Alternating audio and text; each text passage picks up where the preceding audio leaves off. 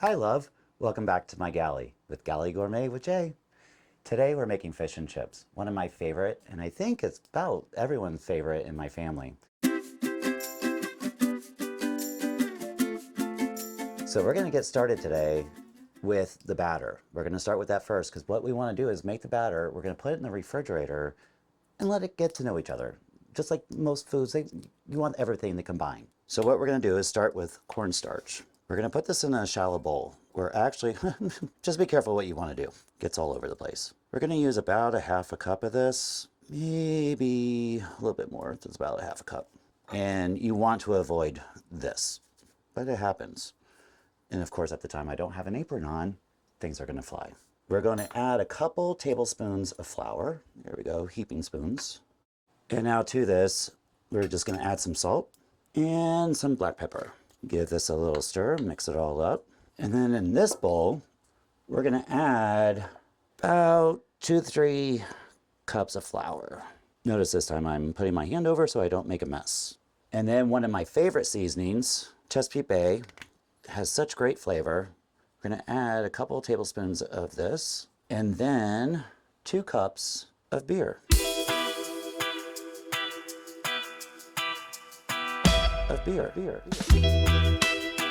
We're going to whisk all this up.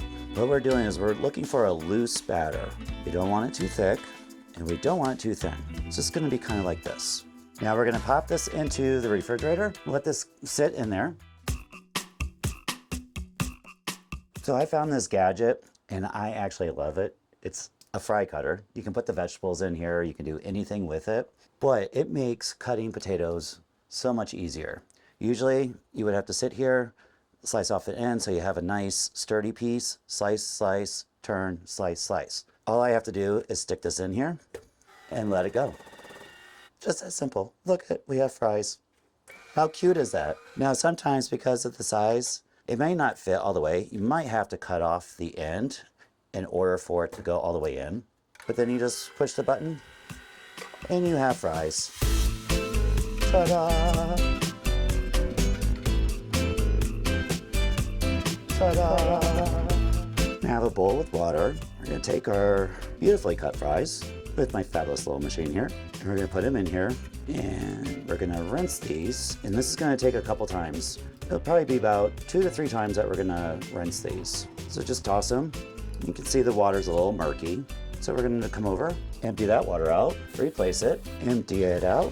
And now you can already see the water's clear. So these are good to go. Now what we're going to do, I have pot of boiling water. We're going to add some salt to this and we're going to drop our fries in here. We're going to boil this until they're slightly soft. We're not going to cook them all the way through like we're going to make mashed potatoes or anything. We're softening these up. A lot of people do a 2-way process, which is you fry on low heat, take them out, let them sit, crank up the heat and then fry again. This way we're just boiling them and we don't have to do the double fry. Less grease, a little healthier. A little bit. Okay, I did a little cleanup and I figured it's time to put my apron on. Although now I'm done with all the flour stuff. Next, we have this beautiful grouper. The privilege of living on the Gulf Coast, we have beautiful grouper all season long. This happens to be red grouper. This is already cleaned. The bones are out. The skin is off. So there's not much work I can do. I just want to go through here and just make sure the bones are out. And then I'm just going to slice this. Just make this where it's either you can pick it up with your finger or you can use a knife and forks kind of size. Now we get to the ends. I leave that like that. This one is kind of cool. It's kind of divided. It's a little divided already. So I'm just going to take this and I can make extras out of this. These are pretty thick, nice size. Actually, I might leave that one whole. And I'm going to take this one and just cut these right in half. Now what I want to do is lay these out. I'm just going to add a little salt to these. Doesn't need much because there's a lot of flavoring in the batter. Okay, these potatoes look good.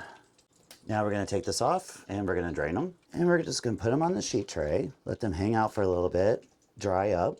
Because the last thing you want to do is put soaking wet fries in hot oil.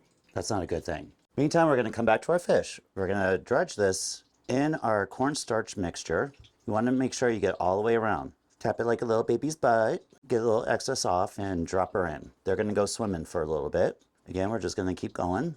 Make sure you get it in there. Yep, I'm happy I'm wearing my apron again. It's a messy job, but someone's gotta do it. Just push these guys down, let them swim around for a little bit. I'm gonna wash my hands and I'll be right back. So while we're waiting for the oil to heat up, I'm almost there. But here's a fun fact. I was always kind of curious where fish and chip actually came from. So I've learned by looking this up, it actually, fried fish came first from Portugal back in the 1500s, I believe. They brought it over to the Brits, and then they found out that they could fry potatoes. So then, fish and chips. But rumor has it, fish and chips didn't actually come from the Brits, it actually came from Northern Ireland because they had a wood farm area that they had a pub called Chip. The cook there made fish and chips. It's a cute story. I don't know how true it is, but I like that story. It's kind of cute. If you know a different story or you know something, let me know. Love to hear about it. Okay, these fries seem that they've cooled down and dried. We're just gonna drop them right into the oil. I love that sound. They're just getting a nice little jacuzzi sauna day. They're gonna come out nice and crispy and refreshed. You know, kind of like when you go to a sauna, you're all happy.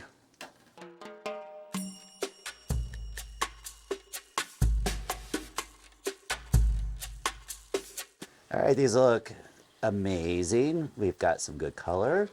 So I'm gonna just take these out and I'm gonna let them drain right here. Oh, listen to that crispiness. Love it.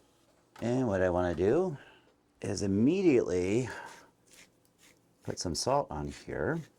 And I have my oven at this moment set at 250 or 225, 250. And I'm just gonna keep them in here just to keep them warm while we do the fish. Now we have our fish and I'm gonna do probably about 2 at a time. And we're just gonna take this, let their feet get a little wet because you don't wanna just drop this in here.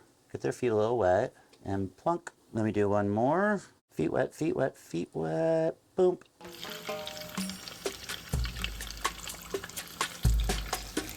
So our fish looks fantastic. I'm gonna take it out. I'm gonna add it with the fries. Oh, nice and crispy. Perfect color. And you wanna get your little bits out. I like just resting them on top. Get the little extra little bits. And again, we're gonna just add some salt to this. And I'm gonna put this back in the oven while we continue. Fish doesn't take long, but you just wanna make sure you get just a nice golden brown. So we got all the fish out. Again, we're just gonna add some salt, a little extra salt. We like salt. And now it's time to plate. Super excited. So I have these adorable, just kind of like what you would find in a seafood restaurant or a pub. I have the little paper on here. And we're just gonna stack this up, just like what you would see in an Irish pub or a British pub. Get a couple pieces of fish. I love crunchies. You've got to put the crunchies on here. So, so, so good. We've got some tartar and ketchup. And I have some coleslaw that I had made a little earlier. It's just a bag of cabbage and one of my favorite dressings, Marie's. Just toss this around. Simple, stupid. And just put that right in here. And here you have it. Fish and chips. Thanks for watching, love. And I'll see you next time. Galley Gourmet with Jay.